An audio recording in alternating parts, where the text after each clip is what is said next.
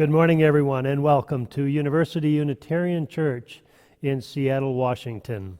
It's Sunday, March 28th, and we are delighted to have you with us this morning for our service.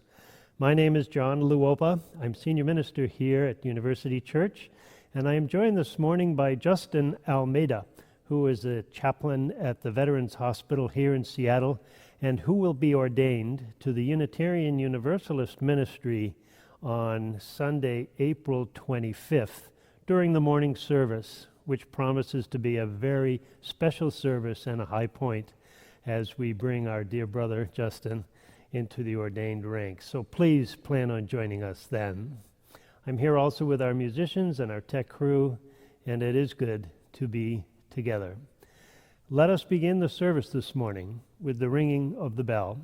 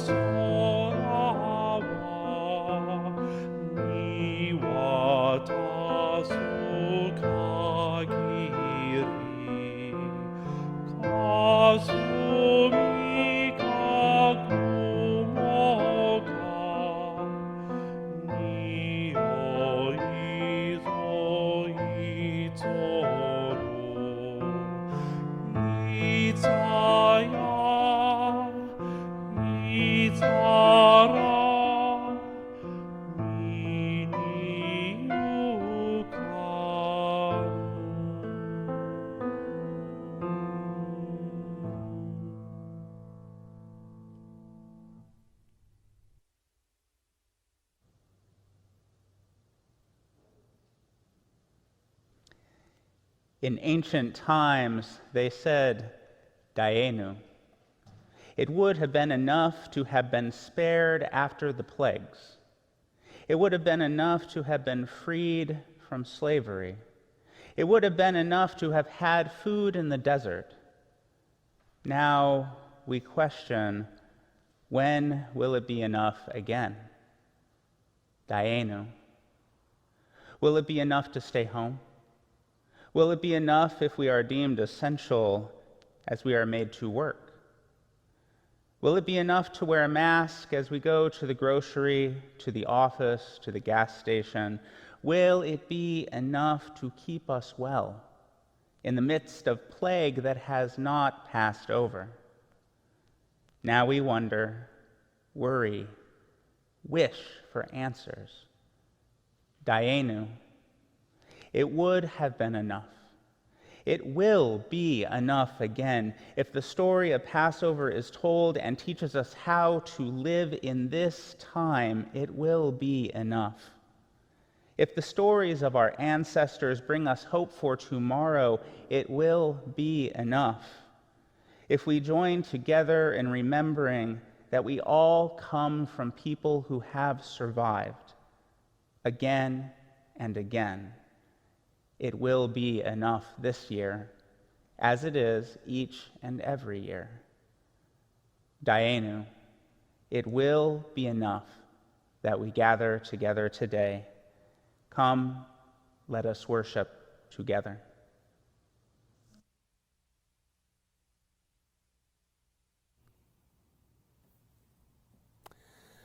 Friends, I want to thank all of you who joined us last night for our all-church virtual 60s dance party. It was a lot of fun, and if you weren't there, you missed something very special.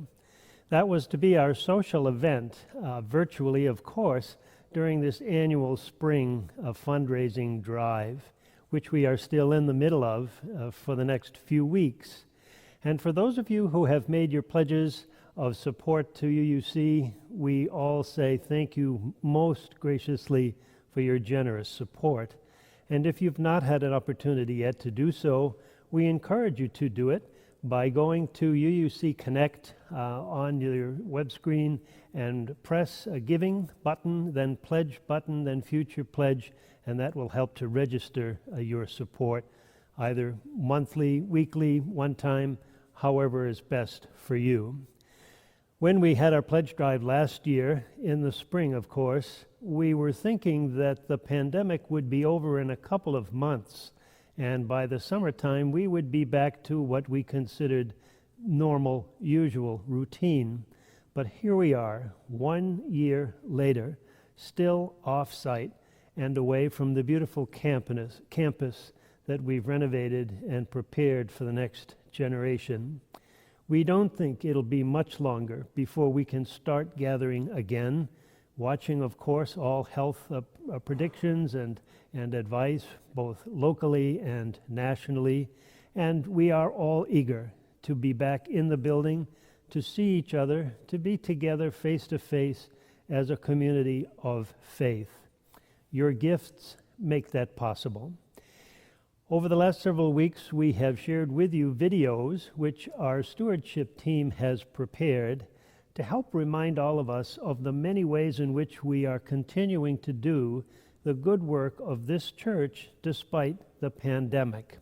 They have been wonderful videos, as is the one we are about to see, which looks at the work we have committed ourselves to on behalf of racial justice, and learning how to be more of an anti-racist community committed to our Unitarian Universalist principles and values.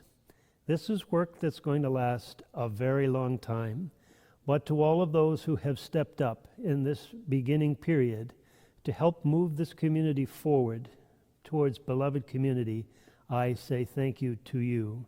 Keep up the good work.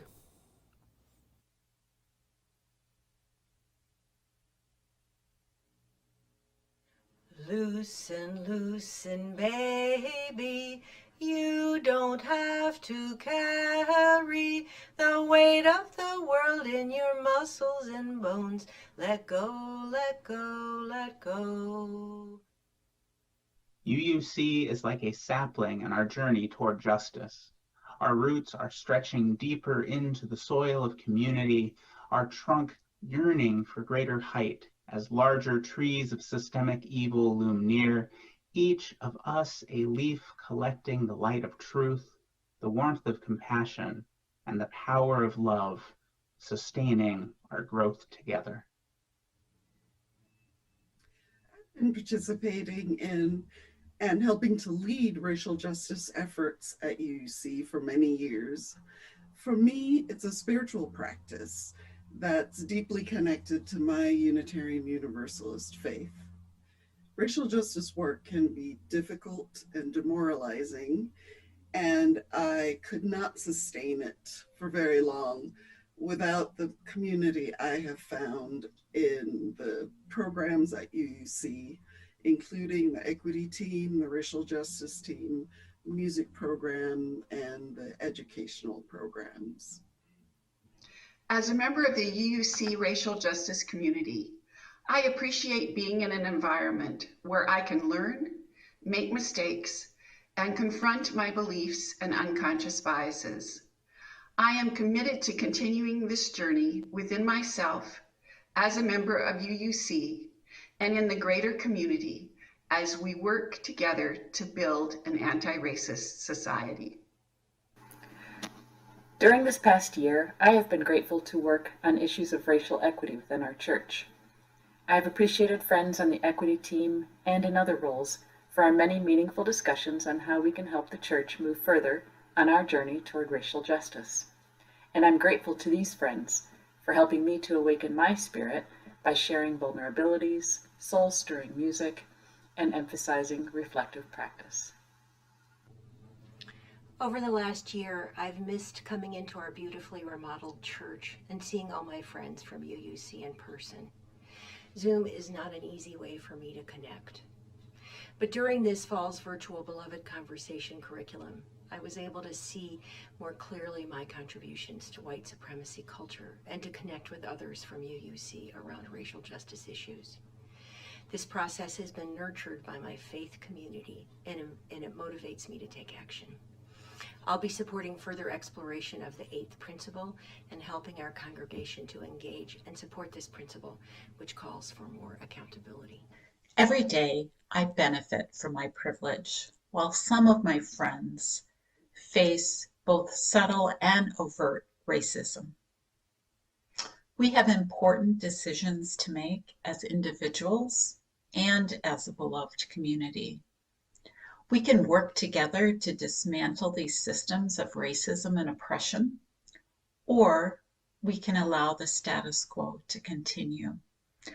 I hope our mission causes us to act boldly.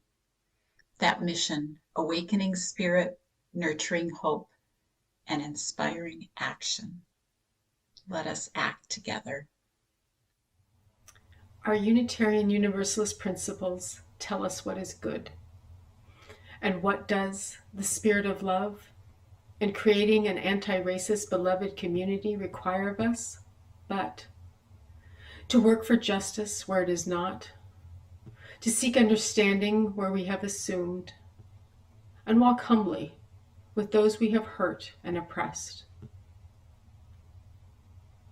May we hear the call of our faith and go forth, putting our principles into the loving actions they are meant to be. Loosen, loosen, baby. You don't have to carry the weight of the world in your muscles and bones. Let go, let go, let go. Holy breath and holy name. Will you ease this pain?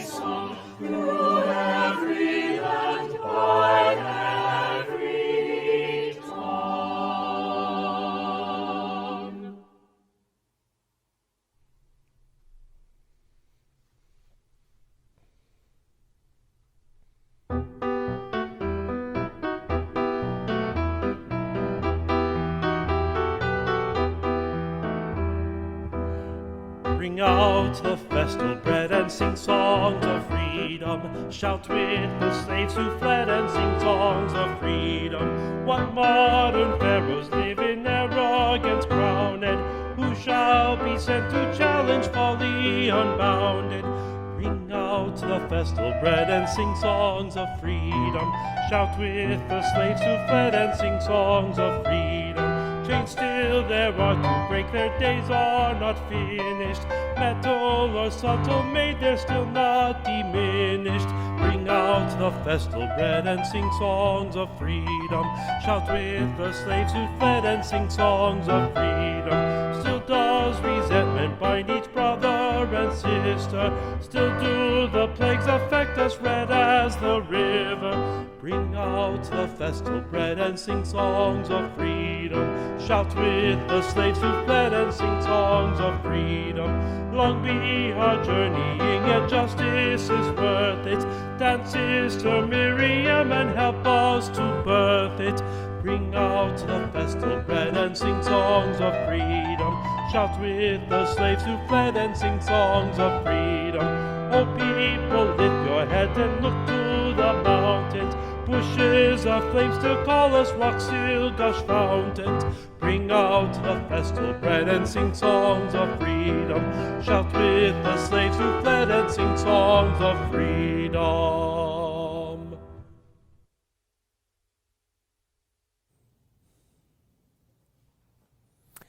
I invite you now to share out of your bounty, our bounty, in support of the ministries and mission of this church, not only here in this community, but in the larger world.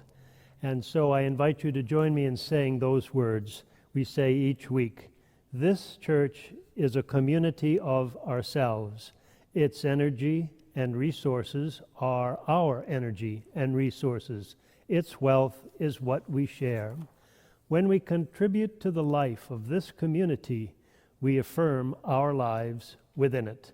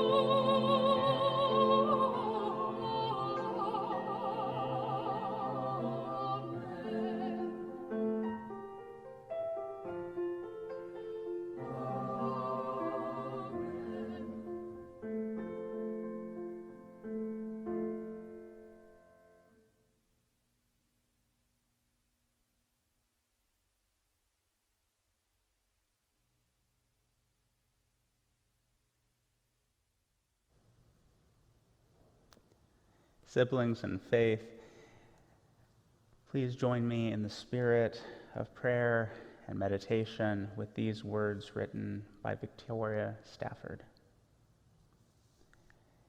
They had no idea where they were going when they left that night in the dark, without lights, without shoes, without bread, their children smothered against them so they would make no noise. They had no idea what they were getting into following this Moses, this wild-eyed one who claimed visions and made promises, but who, after all, could guarantee them nothing except death if they were caught. They had no idea, these slaves, what it could mean, this promise of land, their own country, and life abundant. Of freedom they knew nothing, except what they could taste by living in its opposite, slavery. And that taste became a hunger, and that hunger became insatiable till they were ravenous for freedom. And they went out then, but no one knows to this day whether they were led by Moses or by the outstretched arm and mighty hand of something else, of something eternal, as they would afterward and always claim, or whether their own hungry human will made them flee that night from Pharaoh. They went into the wilderness. There they wandered for 40 years, which in those days was a lifetime.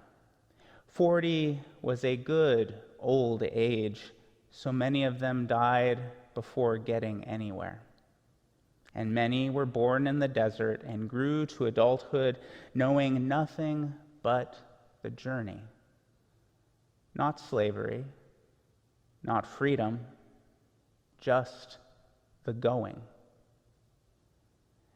They whined and complained and muttered, and some mutinied, for they were a stiff-necked and rebellious people. You can read it for yourself. Some ungrateful, even when manna rained down from heaven and quails were sent to feed them. Some unhappy, longing out loud even for the familiar security of Egypt, of all places, where at least they knew what to expect, as awful as it was.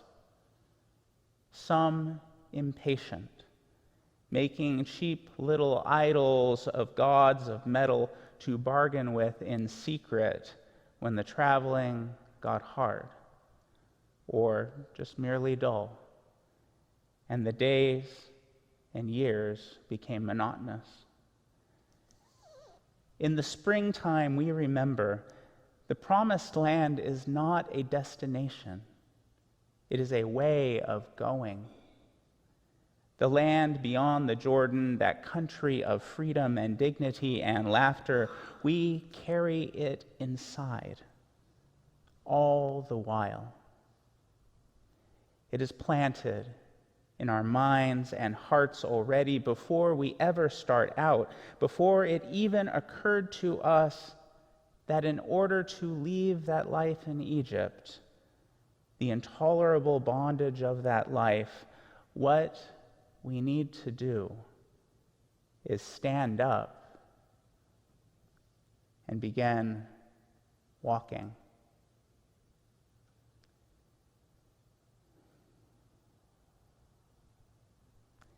This concludes our prayer and meditation.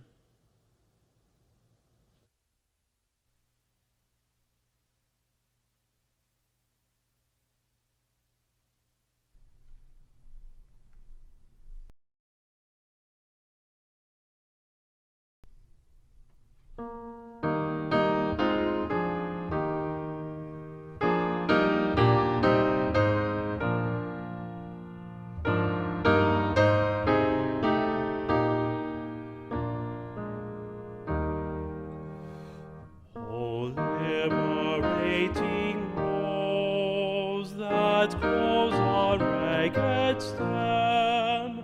Your beauty helps our hearts whose power to condemn. Your buds are tight with prophecy, your thorns are tough for poetry. You sign the whole and gift of life. O liberating fire that calls for cleansing rage, whenever hurtful lies distort our present age, your dancing dreams are liberty, you challenge each indignity, you sign the whole and faith of life. O liberating song, whose echo now we sing, your lyrics swelling wine rekindle strengthening, your harmonies portray the time when seeds we sow shall bloom sublime. You sign the whole and hope of life. O liberating love, we hear you in a sigh. We glimpse you when we see a wet or weary eye. We touch you when our hands extend. We soothe our toys of friend. You sign the whole and source of life.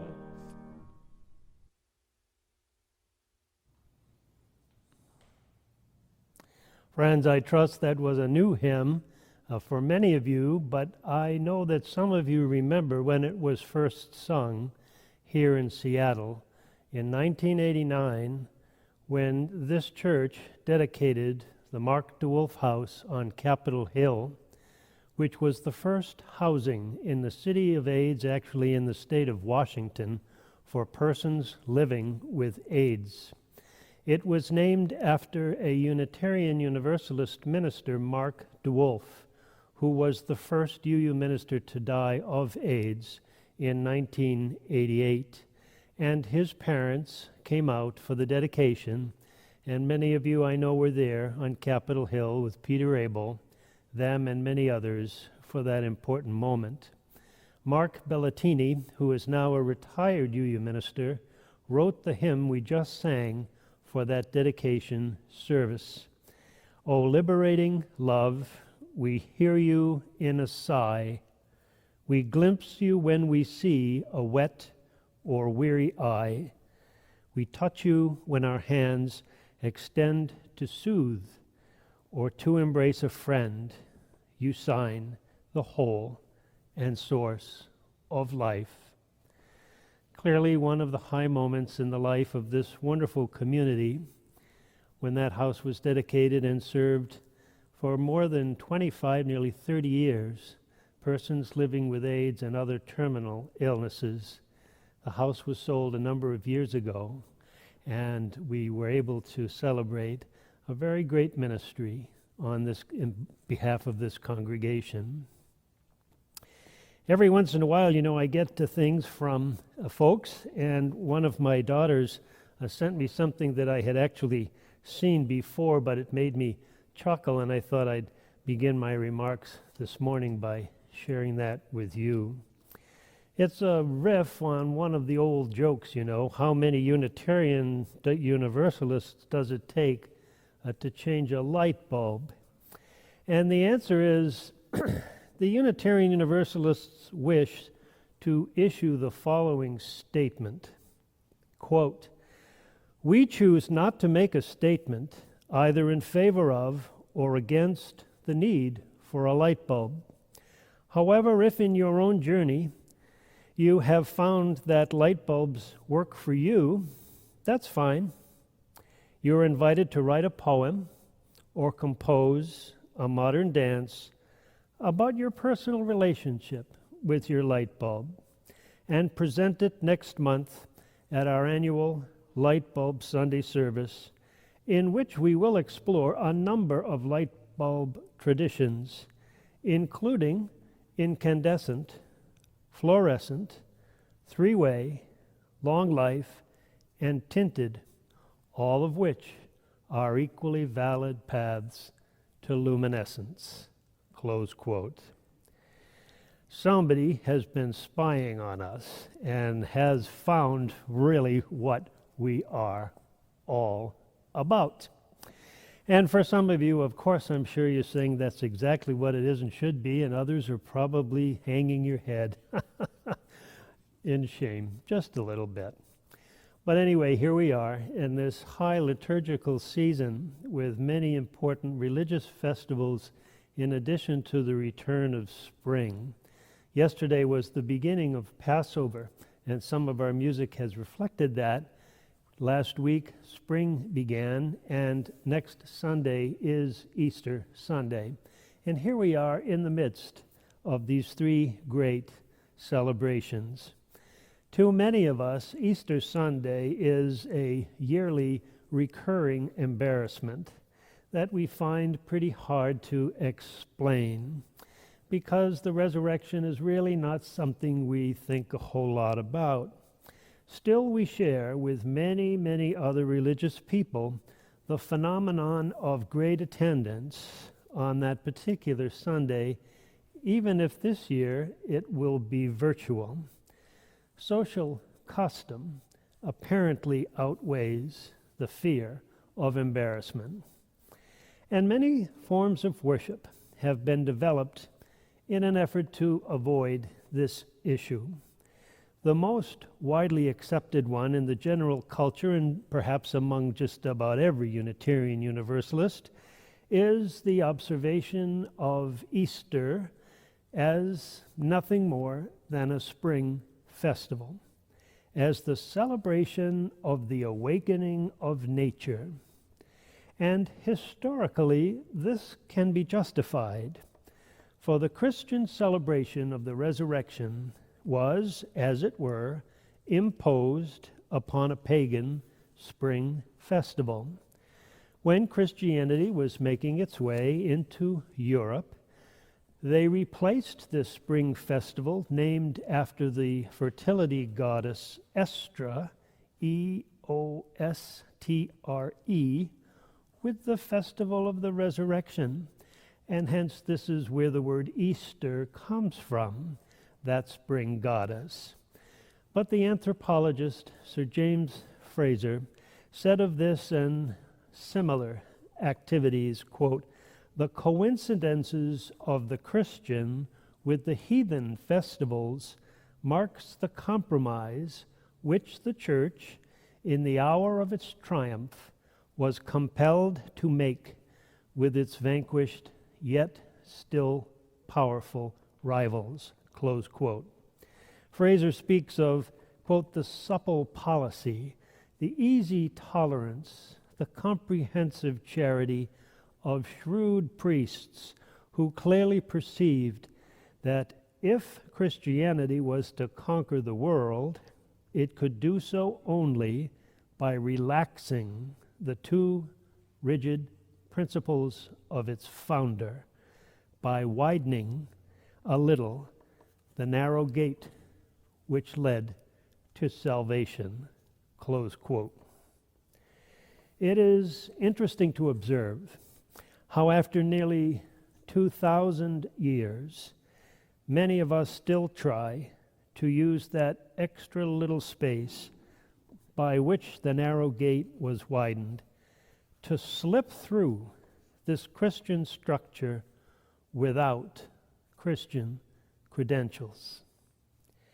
Fraser's shrewd priests, meanwhile, were not the first people to superimpose new celebrations upon older ones. For Passover, according to the Columbia Encyclopedia, in pre-Mosaic times, may have been a spring festival only, and the sociologist Peter Berger agreed when he wrote, "The Passover originally was a feast celebrating divine fertility, later becoming the celebration of the Exodus."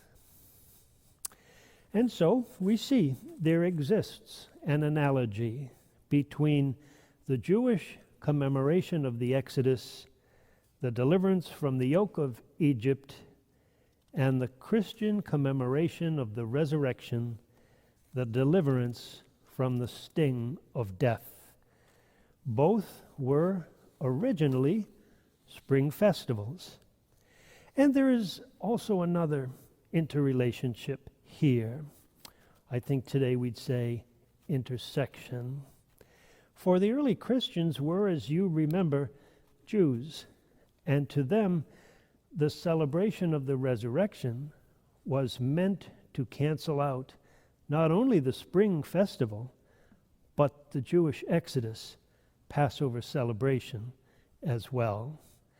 And so in our Western tradition anyway, there are 3 layers of celebration. The first one is spring. The second one is the Exodus, or Passover. And the third one is the resurrection, or Easter Sunday. All 3 of these special days have one quality in common. Another is shared only by Passover and Easter, and a third quality is peculiar only to Easter Sunday.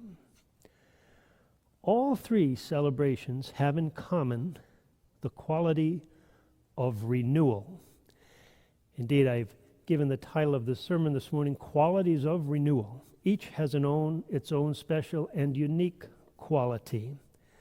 The fertility cults of former peoples abound with resurrected gods and demigods, symbolizing renewal as an awakening from death.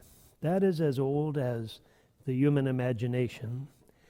But this is, in one way, a little surprising. One would have assumed that earlier peoples living closer to nature than most of us would have had a strong sense for the difference between a dead tree that remains leafless in the spring and the dormant but very much alive tree that develops new foliage. For spring is not a resurrection of life from death, but a renewal of life within life. How new a renewal? Not very much. Spring is a yearly recurring event. It's a biological event that is predictable, and it holds few surprises. So there is renewal in spring, but it really is renewal without substantive change. The Jewish Passover and the Christian Easter, however, are festivals of renewal as change. They celebrate events that have a unique as against a repetitious character, a spiritual as against a biological character. Passover and Easter celebrate changes in the human situation that were brought about by people who assumed superhuman tasks after having wrestled with and overcome their agonizing doubt about their ability to fulfill those tasks. And there is a dramatic analogy as well as a dramatic difference in the ways Moses and Jesus decided to take upon themselves their tasks of renewal. In the book of Exodus, as you remember, we read that when God appeared to Moses in the burning bush and commanded him to go to Pharaoh and obtain the release of his people, Moses replied in a stuttering voice, "Who am I that I should go?" And he resisted God's demand for the better part of 59 verses. In the end, Moses gave in, but not before God had allowed him to take his brother Aaron along. His big brother Aaron, of whom the Bible says, spoke well. Basically, Moses said, "I don't want to go, but I'll go if my big brother goes and he does all the talking." The Gospels of Matthew, Mark, and Luke all concur in Jesus' decision. The scene, of course, is the Garden of Gethsemane. No, God speaks there out of a burning bush. And in the end, it is Jesus alone who answers in the affirmative his prayerful question whether he must go. His loneliness is complete. He is to surrender his life. Even his disciples, whom he asked to stay awake while he was praying, all fell asleep. And when the final chapter of the drama begins, they run away, flee, leaving him without any human support in his final agony. So Passover celebrates our courage to strive for freedom and live by saving our lives. Easter celebrates our courage to give up our freedom and live by losing our lives. Passover celebrates what is in this world and of this world, and Easter celebrates what is in this world but not of this world. Passover celebrates delivery from captivity and the hope of entering a promised land. Easter celebrates surrender into captivity and the hope to enter the kingdom of God. The return of spring, the Passover Seder, and the Easter feast. In this season, we celebrate all three as rituals of renewal. Renewal and change in worldly reality, renewal and change in spiritual reality, alike and different, sometimes very greatly different. I think we should celebrate all three. I'd like to close this morning with the words my senior mentor, of 50 years ago, would end every Easter sermon with. Let us believe in life, in all its wonder, its beauty, and its power. Life in nature, life in nations, life in ourselves, when in each place so much conspires against it. Let us believe in an ultimate purpose and lasting meaning, whether it be in the life force, the moral law, or the transcendence of the human soul. Let us believe in truth, the truth that sets us free, that truth that crushed to earth rises again, the truth that is mighty above all things.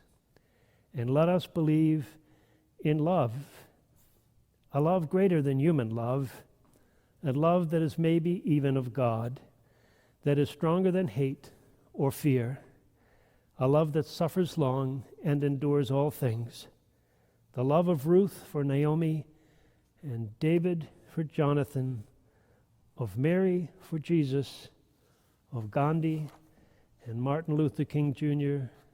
and Mother Teresa for all their people. And let us believe in people that there is little more precious than our children and little more honorable than our elders. Let us believe in their honesty, their integrity, their compassion, their courage, their dreams, and their loyalties. And if we can so believe, by the mysteries of God and creation, we shall surely know that what is excellent is permanent, in nothing is ever lost to time or history, for we are part of eternity. Happy spring. Happy Passover. Happy Easter. Amen. Our closing hymn this morning is hymn number 153, "Oh, I Woke Up This Morning, and My Heart Was Stayed on Freedom."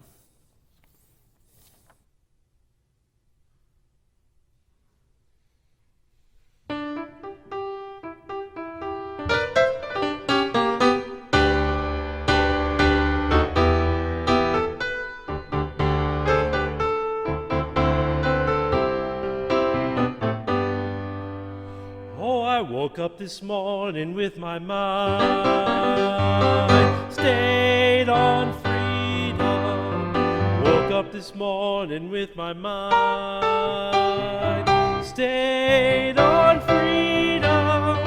Woke up this morning with my mind stayed on freedom. Hallelujah, hallelujah, hallelujah. I was walking and talking with my mind stayed on freedom. Walking and talking with my mind stayed on freedom. Walking and talking with my mind stayed on freedom. Hallelujah, hallelujah, hallelujah. Singing and praying with my mind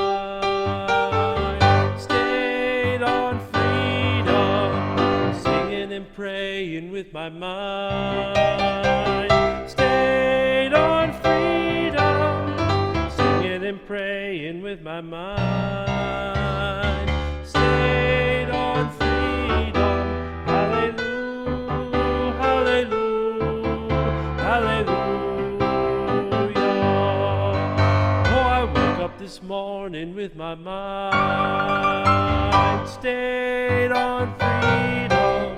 Woke up this morning with my mind stayed on freedom. Woke up this morning with my mind stayed on freedom. Hallelujah, hallelujah, hallelujah.